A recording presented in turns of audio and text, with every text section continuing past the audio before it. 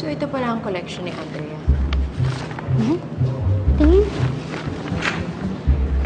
Maganda. Oo nga, no? I like it. Well, Sir Jaime was right when he got Andrea. Diba? Ganda. But you know, hanggat nandito yung babae na, meron akong kaagaw kay Sir. So, a girl's gotta do what a girl's gotta do. Hey, what are you planning to do?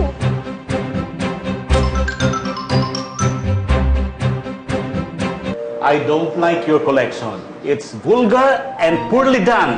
Walang bibili niyan. And I think I've already seen your design last season. Parang kinopya mo lang yata yan eh. Sandali lang, sir. Naku, hindi ko ho gagawin yun. These aren't my sketches!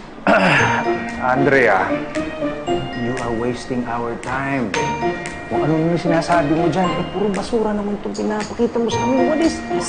Sir, sandali. This is so unfair. Hindi ko po trabaho ito. Binigay ko yung sketches ko dito kay Tessa. Tessa, pinalitan mo ba yung mga sketches ko? Ma'am, hindi po. Sir, hindi ko po yung gagawin. Wait a minute, so you're trying to tell us na sinasabotahe ka ng staff ko? Yeah, how dare You should be ashamed of yourself. You know, you're disappointment. If I were you, get your stuff and get out of here. Yeah. You're fired. You can't fire me because this isn't my work. I quit. Oh.